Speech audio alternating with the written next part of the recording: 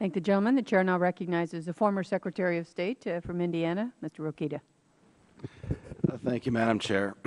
Appreciate that recognition, and thank you to the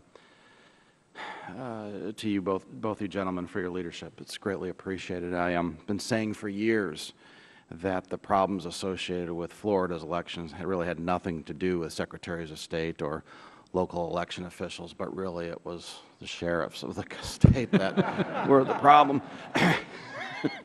The gentleman would yield on that. Very briefly. I associate with the gentleman. I mean, as Secretary of State, I often had this question, you know, you're almost to the point, and I'm being facetious, of course, here and embellishing, but you can roll out of bed and vote, and yet voter turnout doesn't go up. And it's because we have a cultural issue. People don't value, perhaps, the experience, and we have to ask ourselves why. And it seemed like that might have been beyond the technical nature of your commission. In fact, and I know you shied away from photo ID, and I don't want to get into that debate here, but I often use that as an example of how it would, and in Indiana, it actually increased voter turnout when we went to that, because people saw that the administrators valued the process enough to say, hey, you know, we're going to ask the same kind of questions we ask when you go to a video store, which we used to do at the time, or when we get on a plane and do those same things. And when I think constituents and voters and the public see that we place those kind of, that high level of interest and value in the process, you'll see more turnout. But speaking of value, in the technology section, I didn't see, and maybe it was somewhere else, I did not see that you mentioned voting centers as a solution to this. Was that talked about, and did you, Ben, you're nodding your head? We did talk about it. Yeah.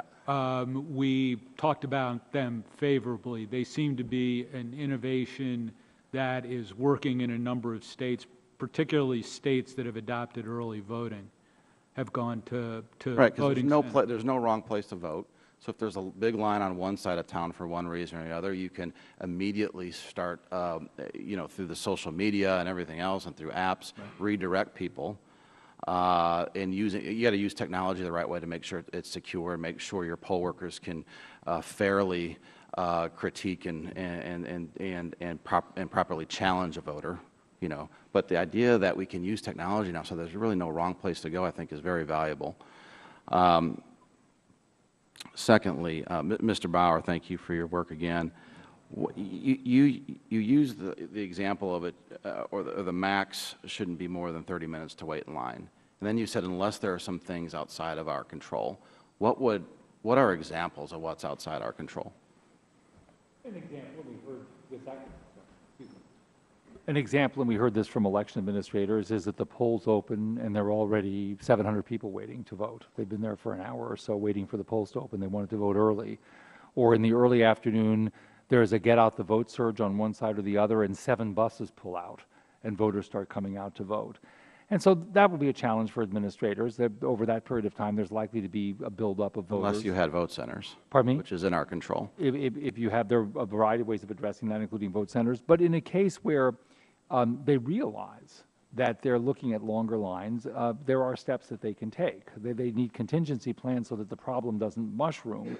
And our only point by setting up the 30 minutes was to establish a framework for them to think about how our voters experience the voting. Mr. Nugent points out we have problems with turnout. We don't want voters to walk away thinking that either the system isn't functioning properly, or it's not functioning properly because no one's paying attention to their own interests and their own requirements for voting. And so as long as the voters perceive, and there's evidence to suggest this, that the administrators are responding to the problem. They may not be able to deliver a 7-minute wait time, but they're clearly responding to the problem. That is reassuring to the voter. It will enhance voter confidence. And like at a grocery store when you open up a new line or something like that. Pardon me? Like at a grocery store when you open up a new line. When Absolutely you see correct. Same kind of, that goes to your point about how we live our lives today and what we can do to adapt. Precisely. I completely agree with that. My question turned more on, you know, what's really outside our control and what's really inside our control, I guess, is what I was trying to get from you. Do you have any other examples? What's an act of God that we should, you know, reasonably expect could cause a delay? Well, I'm not sure I'd refer to a power outage as an act of God, but I could imagine flooding. Act of the EPA. Weather, right? Weather, well, a separate hearing, no doubt. I would imagine something, a weather event with flooding, a power outage. One of the things that we addressed in our report, for example, is that there are, in fact, real weaknesses in contingency planning for natural disasters. Now, that's been taken up, by the way, by a task force of the National Association of Secretaries of State. It's been looking at that. But we need election administrators to have a playbook that they can turn to when administrative problems beset the polling place. Understood. Thank you. And, Madam Chair, I know my time's expired, but I noticed that the red light's been on for others, so just let me finish with one more question. Now, in Florida, wasn't it true that, and apologize if you testified to this already, in Florida in 2012, in the general election, weren't there 11 or so constitutional amendments on the ballot? There were. Yes or no? Yeah, yes, right? There were. And everyone reading those, like the ranking member says, I mean. Well, I'm not sure everyone was, but certainly some people were. It does make sense for states, and we heard this from numerous state and local officials, to recognize that the heaviest turnout is going to occur in presidential years. And therefore, if you're going to put constitutional amendments on a ballot, the general election in a presidential year is probably not the right time to do it. Or get ready to spend a lot more on an election so that you can properly size the process for the. Well, the other recommendation that we have. Or stop being a referendum state.